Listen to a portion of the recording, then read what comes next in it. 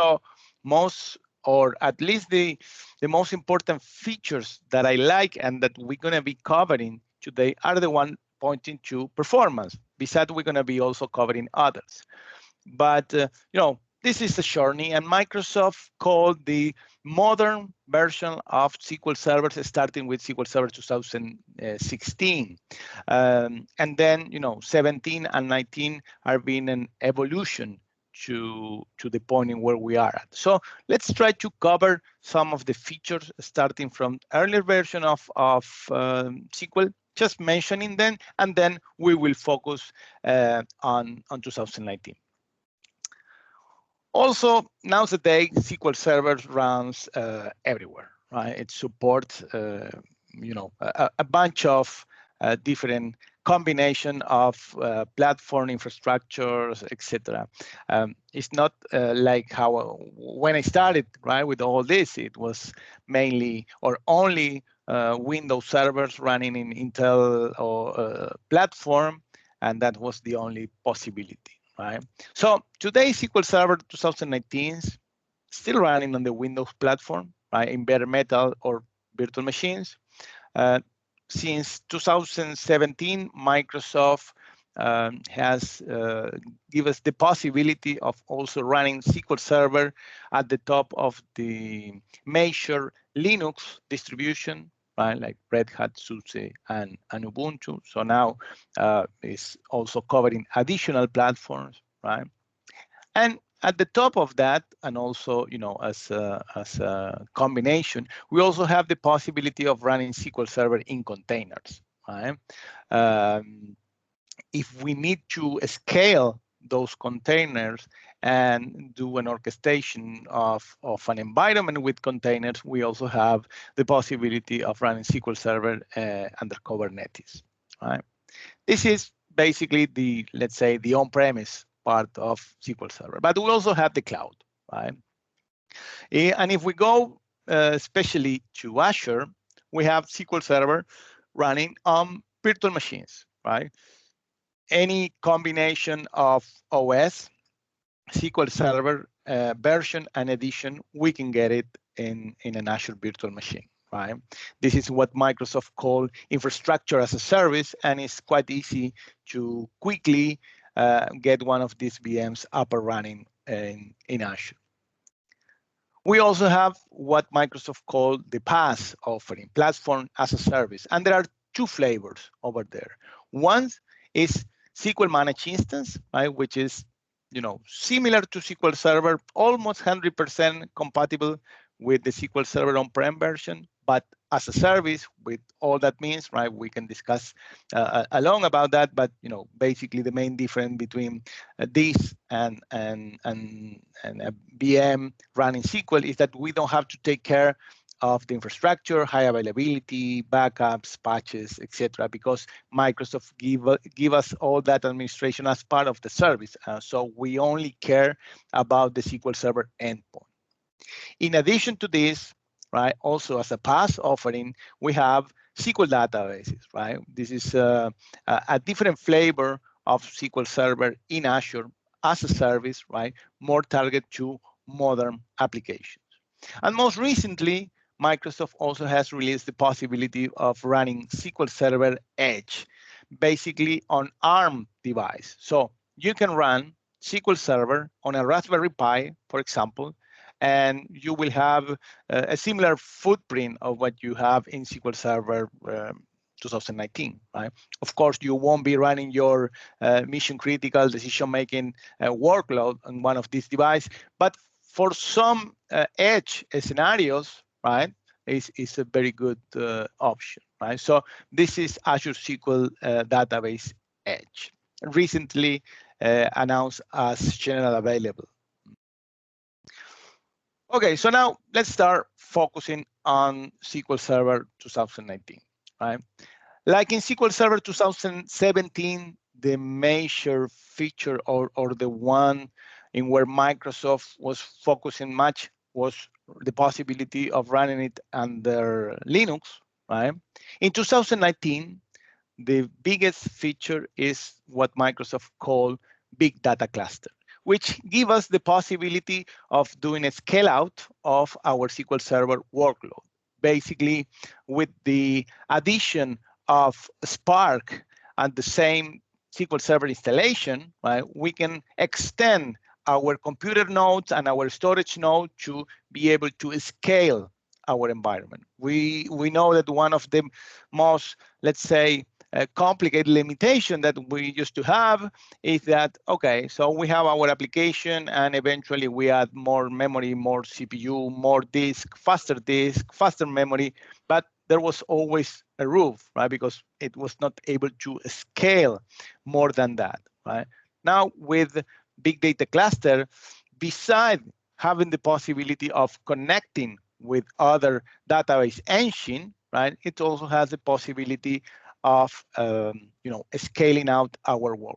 This is a very nice feature targeted to specific scenarios, but definitely the ones that Microsoft is hitting hard with 2019. So we also mentioned the choice of platform: Linux, Windows, Kubernetes, and containers. Right? But we also have the possibility of choice of languages. You know, since SQL Server 2016, Microsoft extend the possibility of getting out of Transact SQL and also give us the possibility to work within the database engine using R, right, to do machine learning kind of workload. In 2017, they added the possibility of also using Python, right? And now in 2019, the possibility of running Java workload. Right? So this is definitely a good news because we don't only have option of platform, we also have options in languages, right? And well, SQL Server 2019, and actually, most of the SQL Server versions recently are at the top of the charts in the industry-leading performance and availability, right? In the many different testings like TPCH, TPCE, SQL Server is at the top of the rankings in most of them. It is the most secure database engine compared with the main competitors over the last 9 years. So this is a really good thing. And also give us the possibility not only to have the SQL database engine, but also the best Power BI and reporting technology that we can have on it. Right? And all this from the edge, going through our private data center till the public network. So we have a lot of choices, right? So now, Microsoft is trying now to address the set of features, not saying this feature, and this feature. It's more solving modern data challenges, right? So there is a challenge, right?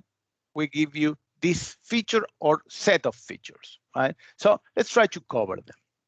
As we mentioned, data virtualization with big data cluster, right? Not only to scale our SQL Server workload, but also to be the center of the star of a big data platform umbrella. We can connect from SQL Server using Transact SQL to other database engines. One more time, choice of platforms. Possibility of running machine learning workload. Before, all this was terrible and extremely expensive, right?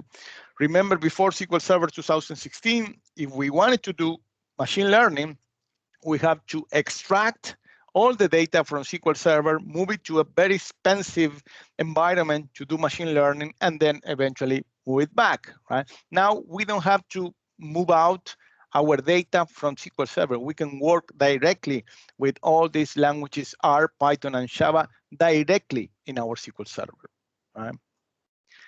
And then the part that I like the most, actually, intelligent performance, right? This is coming to solve a specific problem which, all the ones that are around with SQL Server for several years are kind of used to.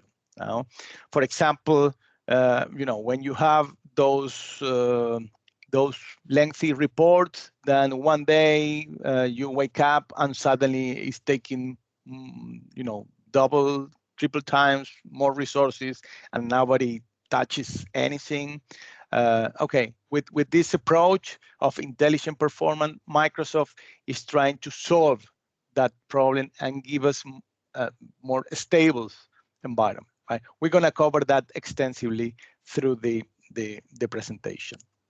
In terms of security, SQL Server gives us a ton of features specifically for that, from the client, right, with the connection string, even through the database engine itself, right? And also business critical high availability. All this is great, but if your environment is not highly available, then you are in trouble, right? Well, there are also features targeted to high availability, and we're going to be covering that. So SQL Server now is based on strong foundations: intelligent performance, right? Security, mission critical high availability, developer experiences, that we're going to cover then also in the presentation, and modern platform, right? If we focus at the beginning in intelligent performance, there are features that are not, 2019 only, but as I said at the beginning, it started in SQL Server 2016, and then there was a huge evolution for all of them. First of all, Query Store. Query Store is this feature that we, I like to call it the flight recorder of our user database workflow, right? So we're going to cover it a little bit detailed later. Adaptive query processing in SQL Server 2017, and automatic tuning, column store, and improvement in the TempDB, right?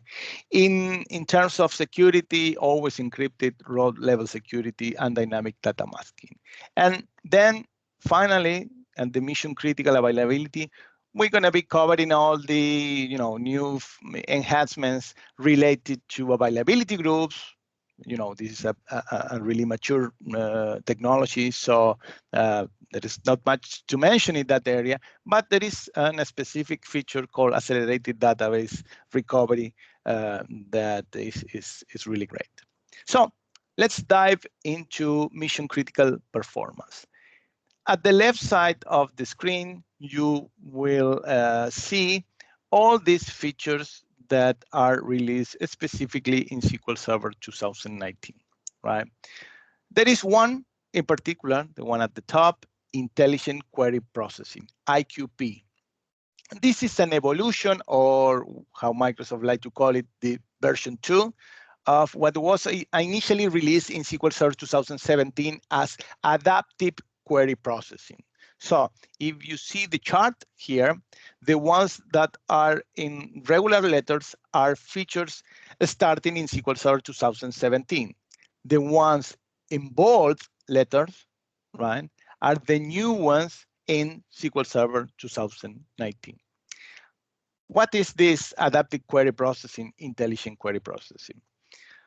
As I mentioned earlier, we had this situation again in where our mission critical reporting for management runs overnight, and then in the morning we get into the office and the report is ready. That particular day, you get into the office, you take your coffee, and you get that phone call saying, hey, my report is not here. Can you check what's going on? So you know that that's going to be one of those days, right? When you connect to Management Studio and start checking what's going on, you see that report is running and you don't know what's going on. And what is the problem? One of the most common problems could be that suddenly there was an execution plan change, right? And for some reason, that change was not the best, right? And it's not using the ideal execution plan. You know the problem with SQL Server. when it gets that plan, it's going to use it over time until, for any other reason, the plan changes. Well, what Microsoft is doing with adaptive query processing and intelligent query processing is basically adjusting the execution plan on the fly. What does it mean? If you have this problem that the plan is not, ideal, right? What SQL Server is going to do is basically provide a feedback to the engine and will adjust that plan on the fly, right? For example, there is one called memory grant feedback, right? You know that when you run your store procedure for the very first time, it's gonna compile a plan and will store it into cache, right? And in that plan, you get the memory grant of, for example, 10 megabytes, right? So the plan is saying that you're gonna be using, it's gonna be granting you 10 megabytes. So then you execute the procedure and you keep executing it. And it turns out that instead of using 10 megabytes, it's only using 1. So you can tell me, oh, it's good. We're using 1. And so I have enough memory because the SQL Server grant me 10 megabytes. And you will say, okay, that is not a problem, right? It's not a problem if you are executing that procedure only once. Imagine that that particular process is being executed hundreds of times per minute, right? So SQL Server will be allocating a ton of memory that is not going to be used, right? And that's going to affect not only your workload, it's going to affect the whole instance workload, right? And the other way, if you reserve or SQL Server grant you 10 megabytes and you end up using more, for example, 20, you know what's going to happen. It's going to use the TempDB to spill out and use it as, something like memory. And the end result will be a terrible performance, right? Okay, with this intelligent query processing, memory grant feedback, what Microsoft is trying to say is identifying when the memory is not using properly. So for the next execution, right, it will adjust those grants. So you're going to be using the memory more carefully and more intelligent way, right? There are other boxes that you see here, right? For example, adaptive choice. Again, when SQL Server come up with this plan, right? And initially it's defining that, okay, here I'm going to be using this particular type of choice. But then after following execution, that choice is not the proper one. So now SQL Server with this new operator, adaptive choice, can choose between one type of choice or another, depending on the amount of rows returning from the tables that you are using in the choice, right? So this is really good. Also, something that you can see at the top right, in one box that is saying a scalar UDF inlining, right? This is something that definitely all the DBAs have been dealing with for many, many years. And I remember when I saw that Microsoft was working on this a while back, I saw an article in one magazine saying Microsoft is addressing a 20-year bug with the new version of SQL Server. Right? And what is that? Well, everybody had this problem with a scalar function, right? In where you have this function in where, the developers get so creative and put a ton of business logic underneath a scalar function, right? And then that function get used into a select statement and even under the predicate, under the where clause, right? But what SQL Server had? The scalar function were not counting initially when when SQL Server was generating the first plan. It's saying, oh, this one has 0 weight or minimum weight. So I don't care what is inside the scalar UDF, right? I will focus on the overall query to get the plan. And most of the time, the whole problem was in the scalar function. So we have seen a ton of problem with high CPU usage without knowing what's going on, and most probably was this, this big and heavy scalar UDF. Now, Microsoft, what it's trying to do with this approach is basically compile what is underneath the scalar UDF definition, right, to then embed it into the main execution plan. This way, it's going to do a smarter execution plan. There is also a very nice feature called approximate count distinct, right? Let's say that you have a table with several millions rows, and you need to do a select count distinct of a particular column. First of all, it's going to take a long time, a lot of resources and memory, right?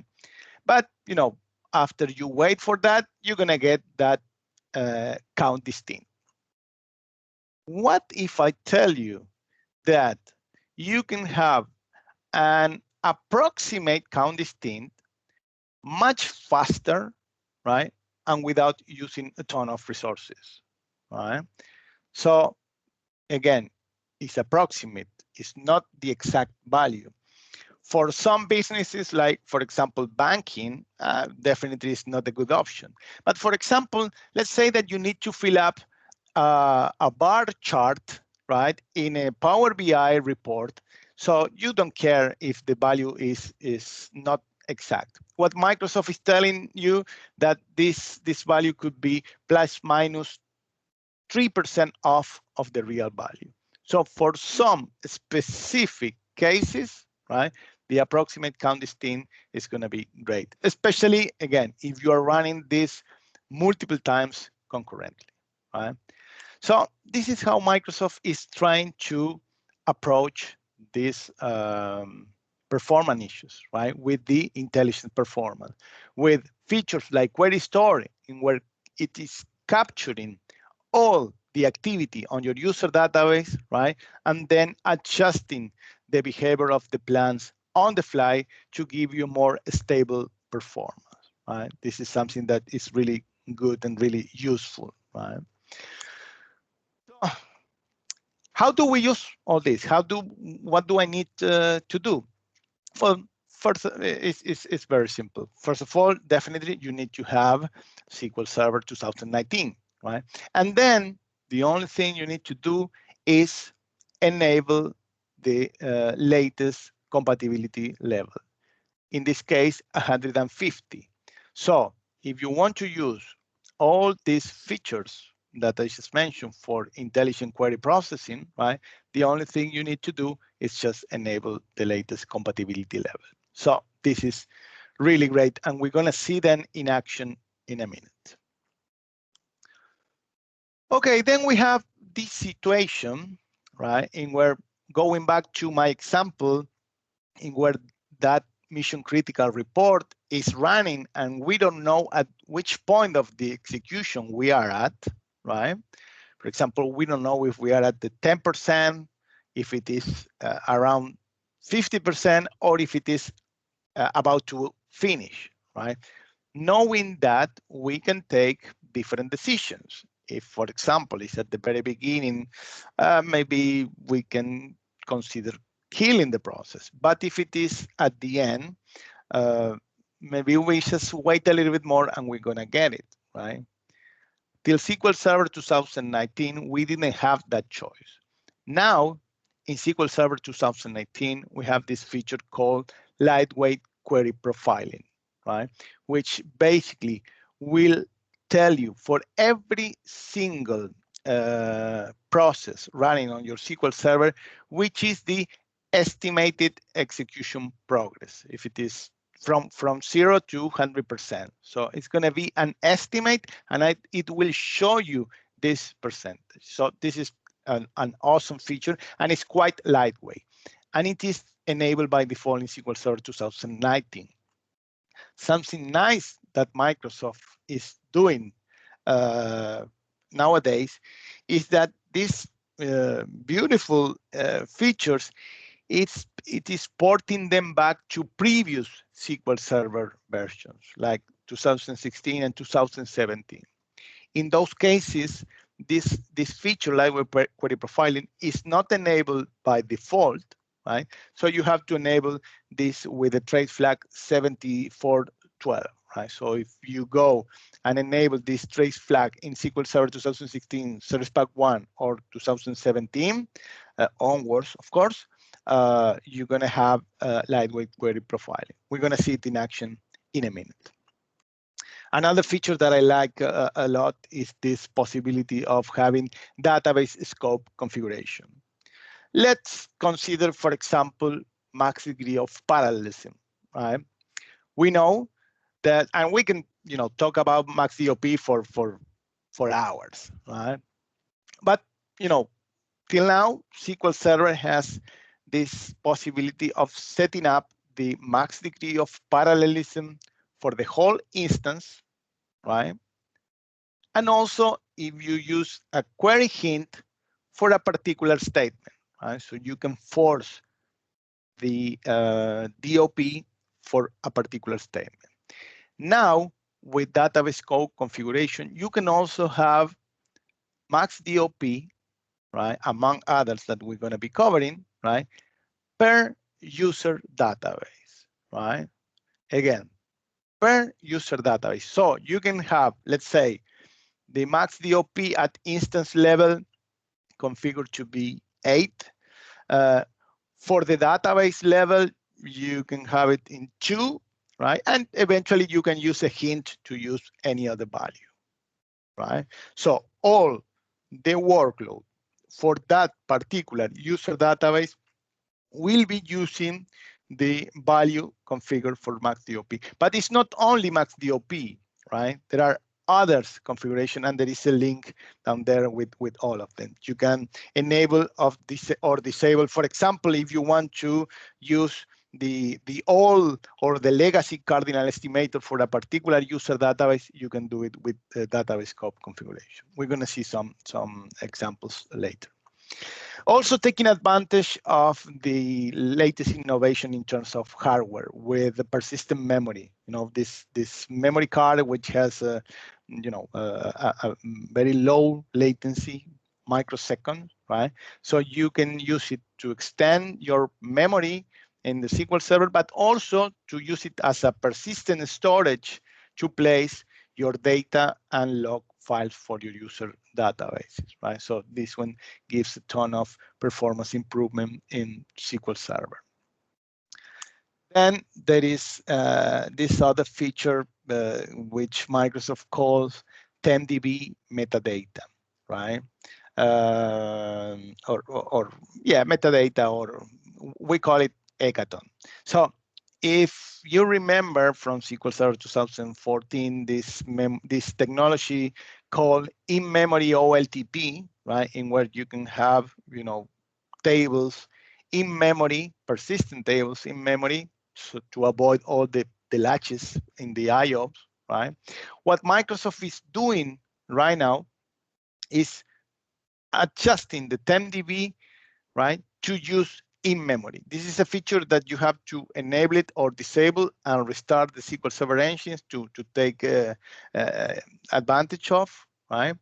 But again, it's not like, for example, if you create a temporary table that everything's going to go to memory. No, just the metadata of the table, right? So we're going to cover that. For some specific scenarios in where you are creating and dropping temporary tables in TempDB, right? This is going to be great. And as I said, we're going to see it in action. So we can talk about how to tune the TempDB. There are a lot of documentation related to that in terms of the amount of files per core, blah, blah, blah. In SQL Server 2019, this is an altered server configuration that will allow you to have the metadata for some of the temporary the tables up in memory, right? Then another thing that I love a lot is the enhancements on the setup processes, right? Especially, this is really useful for junior DBA or database administrator by accident, or people which are starting their journey with SQL Server administration. I have this friend of mine which called that the SQL Server installation process used to be the NNF, right? Which is next, finish, right? And we all been there, right? We just we do the default installation, we put our production workload, and after a couple of days, everything is running really, really bad, right? And this is because there are a bunch of settings that has to be adjusted as a post-installation process, right? Max DOP, the TempDB, the max and memory settings, a bunch of settings, right? So in SQL Server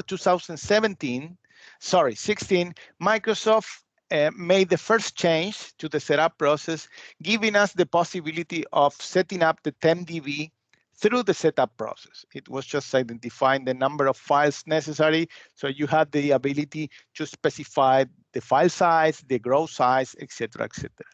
In 2017, they made some adjustment to that TempDB creation process, allowing us to create bigger files.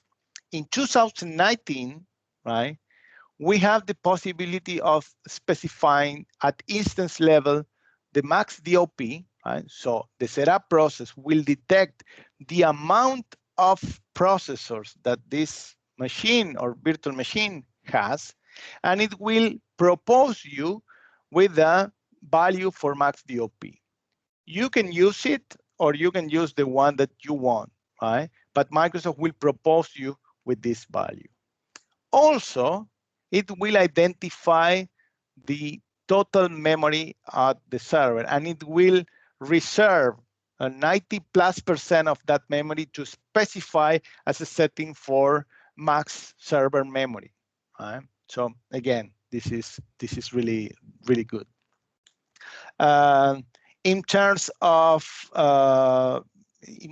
we go to another pillar, the security, we have features like always encrypted with secure enclaves, also taking advantage of modern hardware, right, with these enclaves in where SQL Server can use them to encrypt the data.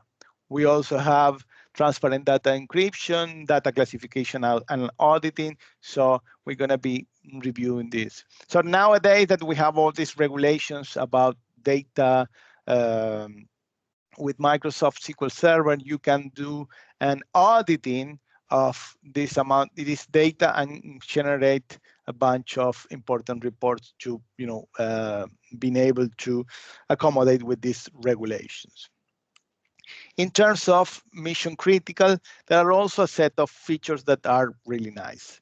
There are a bunch of features related to resumable index operation, right? In SQL Server 2017, Microsoft gave us the possibility of doing resumable online index rebuild. That means that we need to rebuild an index, right? We can start the process, then eventually pause the process, right? The index rebuild, and then resume it later, right? In 2019, at the top of that, they added the possibility of doing resumable online index creation. So we can create an index, right? Pause the creation and then continue it another moment, right? For example, if you have a tiny maintenance window, right, you can start doing your index rebuild and then eventually pause it and continue in the following one, right? Another feature which is really great is accelerated database recovery, which I mentioned it earlier, right? So, and with this, Microsoft was trying to basically accomplish the following.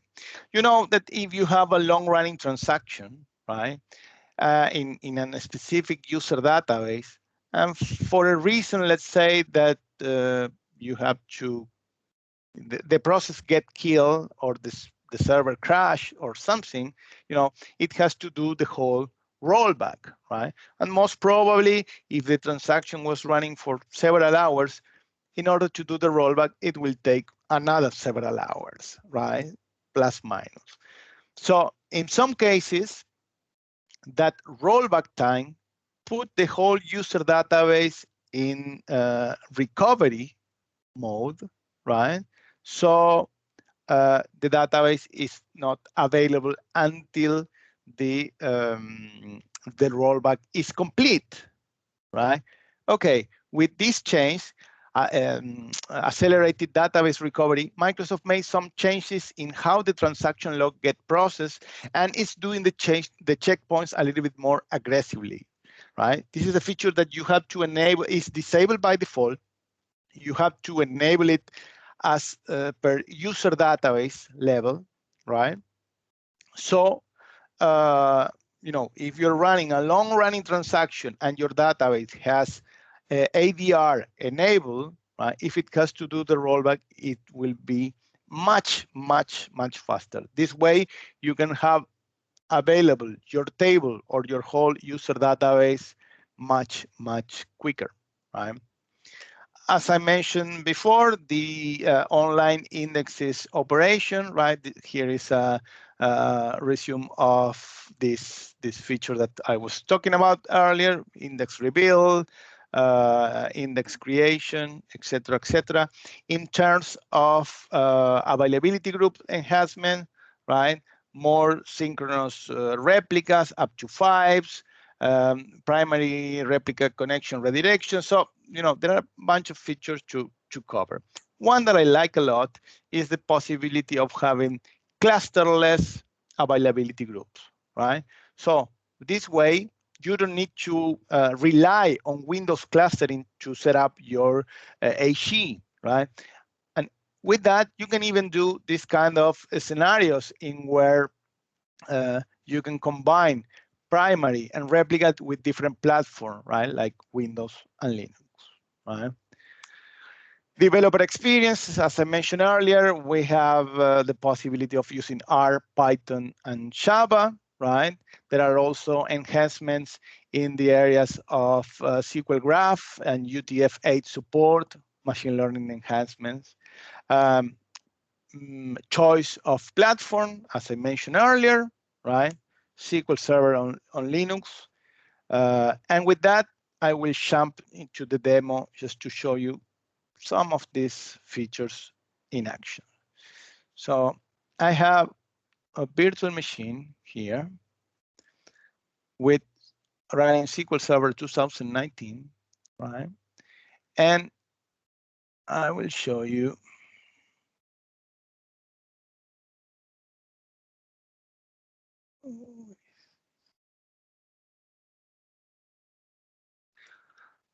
the lightweight query profiling. Let's start with this, right? With lightweight query profiling, remember, this is the feature that will tell you at what stage of the execution you are in an estimated way. So let's enable the actual execution plan. The live execution plan, and let's run this query. When we run this and we get the execution plan, right? Look what we have in here.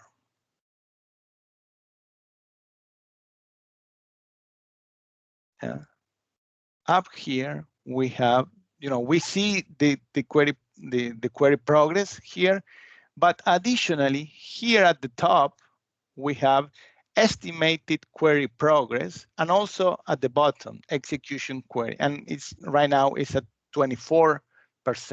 Right? If we cancel this one, let's cancel it, and we run this other, right? See here how it's moving, right? So 40%, 50%. So we see at which point of the execution we are at. So this is really nice. We see this in action, but you can tell me, this is very good, I like it, but my workload is not running from Management Studio. I have a web server, an application server, or something that is connecting to my SQL Server, right? So I want to see that report from reporting services, for example, what is the execution progress?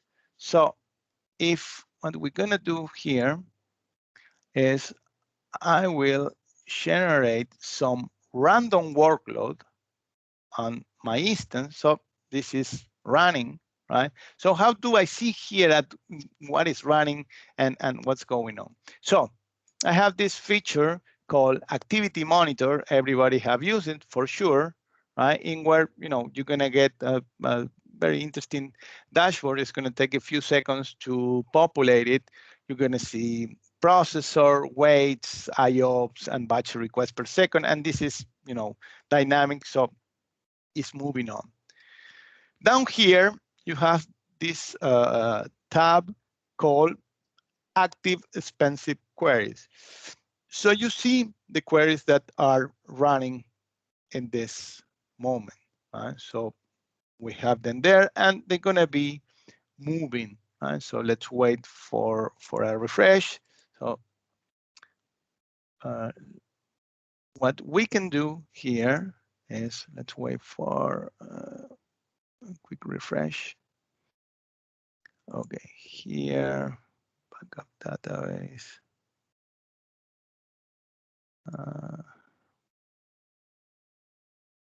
I want to catch one of the one that I'm looking at. So basically, when we most probably the calls are quick. Okay, here.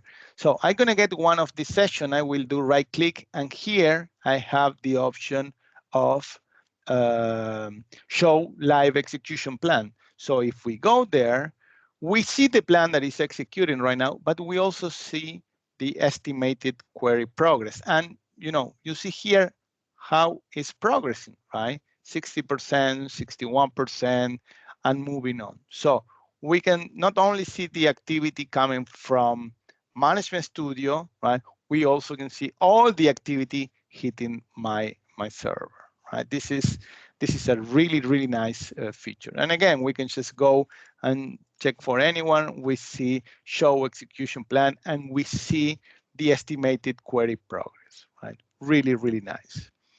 So let's close this.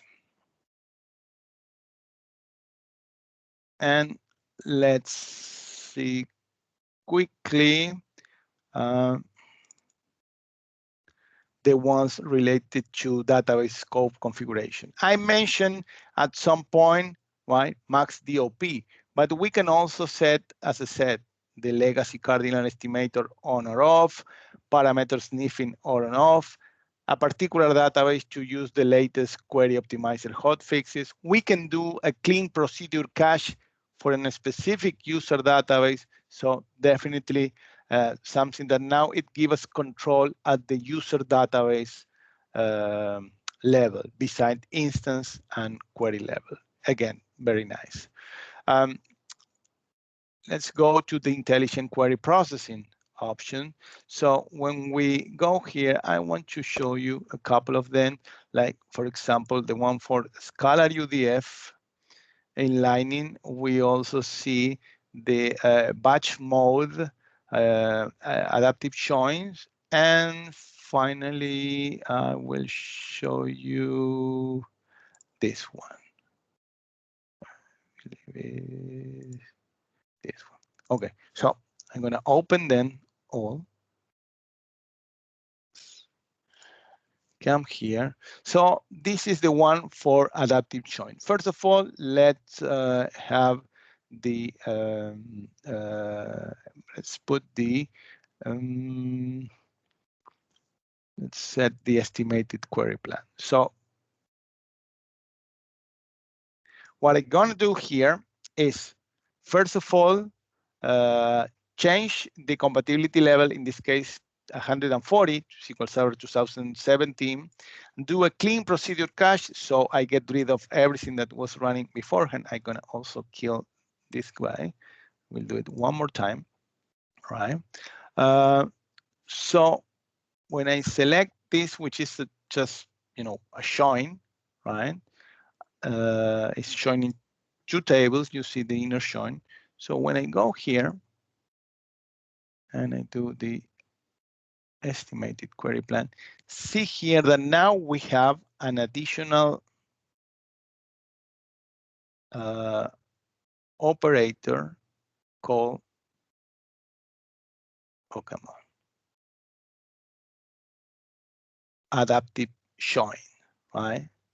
And let's see what this adaptive showings does.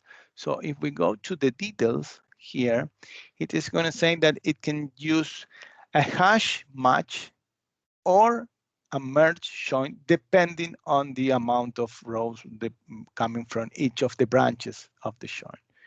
Really, really interesting.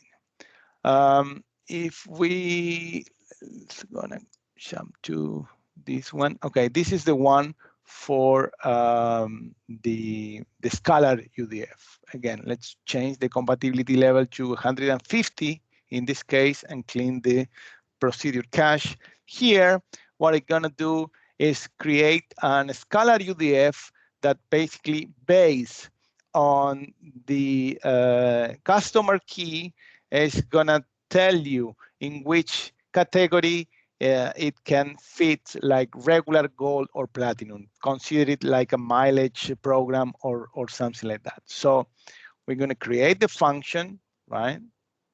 When we create the function, right, I'm going to run it here twice. First of all, I'm going to put the actual execution plan. Here, it's using a hint that basically is disabling the scalar UDF inlining. This is basically the same of switching the compatibility level to 140, 30, or even earlier, right? So if we do this, right, and we check the execution plan, right? Let's do the estimate. Is going to be faster, right? So we have here the plan. Let's put it again, and we have here this compute scalar, right, and nothing else. If we run it again, but without this hint, so meaning taking advantage of this feature, right? When we run it, see that the plan is much, much bigger now because it's actually including the definition of the scalar UDF inlining and also taking it into consideration to create the biggest execution plan, right? So definitely this has been a great improvement. Let me show you one that I'm missing here. This is, okay, this one. This one, I like it a lot. This one is going to show you the memory grant feedback. So let's change the compatibility level, clean the procedure cache. Basically here, I will create a store procedure, right, which is doing a series of showings, right? Let's turn on the execution plan. Let's go and execute it first with one parameter, the number 8. When we run it for the very first time, it's compilating the execution plan, right? It returns 0 rows, and we came up with this execution plan. We see here that there is a warning sign, right? And when we go check what the warning is, it's saying that it has detected a memory grant problem, right? So it's allocate 67 megabyte, and it ended up using just few kilobytes, right? So it's that situation that we mentioned at the beginning. So now let's execute it one more time, the same store procedure with a different parameter, this time with the 9. When we run it for the first time, we will see what happened. First of all, it's going to return a bunch of rows, 230,000. something like that. When we go check and it took 8 seconds, right? When we go and check the execution plan, we see these warnings signs everywhere. The memory grant, the spill to TempDB for the sort, and the also problem with the joins, right? And this is because initially it was allocating an amount of memory that it ended up needing more memory. So let's see what happened if we run it one more time, right? Note something that is critical here. We have done 0 code change. So all these features are basically targeted to this, taking advantage or adjusting the execution of your code without having to modify anything, right? So this is the beauty. So 8 seconds, 231K. We run it again, right? And of course, it returned the same amount of rows, right? But now in 2 seconds. And when we go check the execution plan, now we don't see those warning signs. And this is because it has used the memory grant feedback option, right? So definitely something that without changing our code, we get better execution and usage of the resources, basically without modifying our code at all, right? Then I have this other feature related to the TempDB.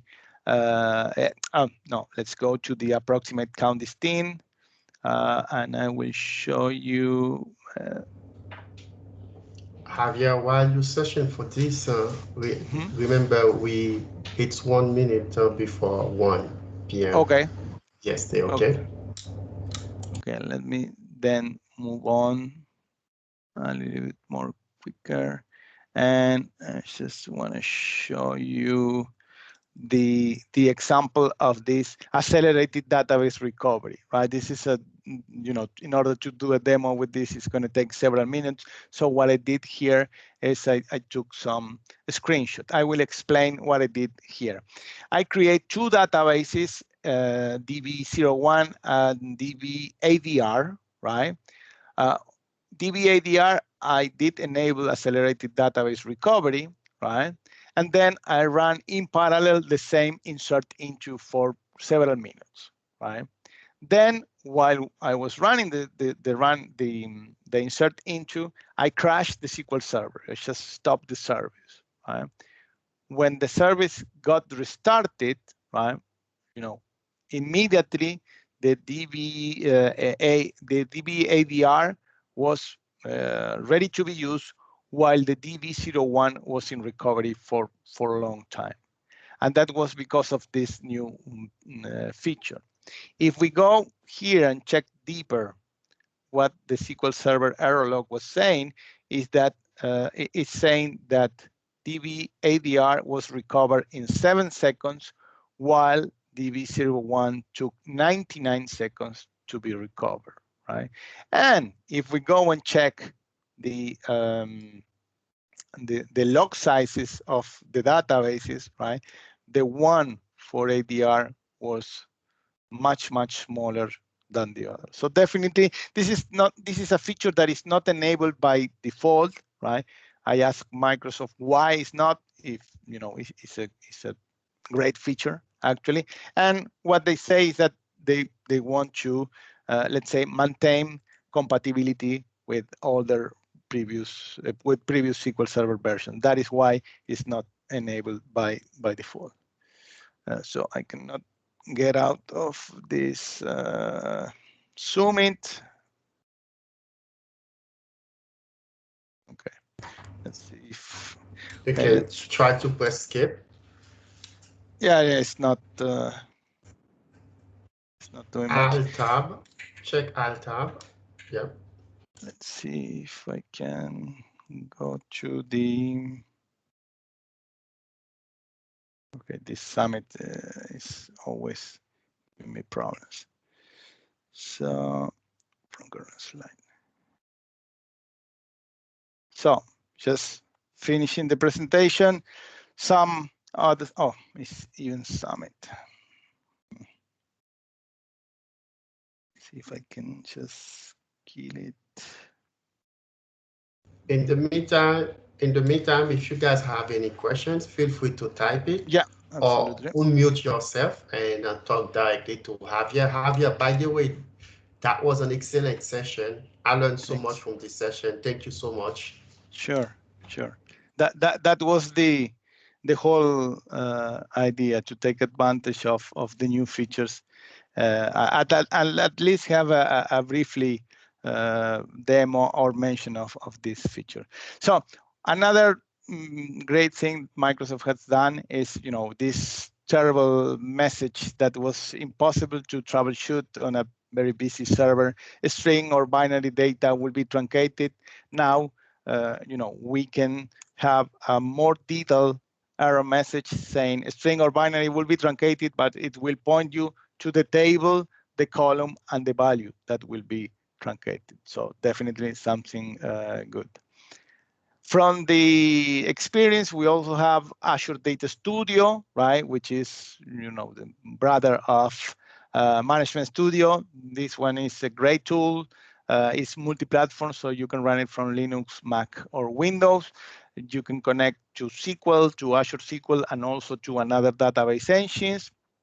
And it has something really nice, which are the Jupyter notebooks that, it requires a long time to discuss and review, but definitely if you would like to start checking Azure Data Studio, you won't regret. Finally, a quote of mine in one of the last past summit, right, regarding to all these features and how we at Mediterranean Shipping Company are using these features and the advantage that we took. Finally, if you want to keep learning, this QR code will point you directly to the Microsoft documentation and learning path for SQL Server and also Azure SQL Fundamentals. Finally, right, just remember that SQL Server 2008 and R2 are out of support completely, right? And SQL Server 2012 will be out of extended support in 2022, right? So it's time to consider upgrading your SQL Server to a modern version. And with that, I'm done with the presentation. So I'm open for questions. Again, you have my contacts if you want to contact me later, but I don't know if there is a question. A great session, Javier. Thank you so much. If you guys have any questions, feel free to unmute yourself. Yeah. Is somebody on the call already using some of these features that would like to share? Hello, this is Martha. Hello, Martha. Hi. My question was in regards to the, I believe you said Clusterless AG group. And there was a note that said, this is if you don't want automatic failovers. So does that mean that if one of the servers, the primary fails, then you have to manually fail it over? No, it's a great question, actually. Basically, this feature is mostly target for migrations, right? For example, if you are migrating from SQL Server 2017 on-premise to SQL Server 2019 in Azure, right? You can, and you are on a different domain, etc. So you cannot create your window cluster. You can create this clusterless availability group, create your replica, right? Your read-only replica, but this will allow you to do a one-time failover, right? And this is because, if you are moving to from 2017 to 2019, you're going to do the failover. So now your user databases will be in 2019, but you cannot go back to 2017. Same if you are changing from one platform to another, from, let's say, from Windows to Linux, right? So you can create this. You can have your, your replicas, your read-only replicas, fully synchronized, right? But there is no automatic failover. It has to be manual. And in some cases, like for example, changing the platform or the SQL Server version is one way only or one time only, right? I hope that the answer was clear. Yes, I believe so. I guess the reason why I was asking is because I was thinking about, like, if we were to say, for example, for us, for my company, we're moving to the cloud. Within the cloud, we're trying to automate a lot of stuff. So trying to put AG groups in the cloud and having failover clustering. I was wondering if that was necessary or not, given what was said in the presentation. Yeah, that's kind of depend up to you. You know that if you put your virtual machines up in Azure, you also need to take care of high availability and disaster recovery, right? Recently, Microsoft announced the possibility of having shared disk failover clusters in Azure, right? So you can have two nodes sharing one storage, and you can have an active passive cluster in there. But all that is good for high availability, but not for disaster recovery, because you have everything on a single Azure region. Then, there are additional possibilities like different zones. So in the same region, different zones. So there are physical different data centers. And then you can also have your availability group in a different Azure region, right? So in particular for this clusterless feature, and the example that I gave you earlier, right, is exactly what I did 2 weeks ago. Right? We had to do a big migration from on-prem to Azure, different domains, right? That is why we had to, we cannot use the window cluster and create the cluster. So we use this clusterless availability group, right? And the failover time or the downtime when we did the switch was right away. It was just go into Management Studio and do failover, right? So definitely, if you are in Azure, you need to take care of the high availability, and we have more choices now. Right? Besides, failover cluster, availability group, regular availability group, distribute availability groups, we also have this clusterless availability groups, which for certain scenarios are very good. Thank you so much, Javier. Sure. Good questions. I think, Javier, I'm gonna stop here. We already 10 minutes beyond. It's already 1:10 p.m. So, and I would love to end the session unless if someone want to ask one more question. Again, you can reach me at any of my contact if you want. So, Javier, great session. Thank you so much. Let me share my screen one more time. Thank you, everyone. Thank you, Javier. Thanks. Thank you. I would love to remind everyone that we have a couple more sessions lined up. Also, feel free to follow us on LinkedIn, Facebook, Twitter, and then don't forget to reserve your spot for our next session. That's our lineup. Thank you so much, guys. It was great to see you all guys join us. And Javier, one more time, thank you so much for your session. You guys have a good one. Bye. Bye, everyone.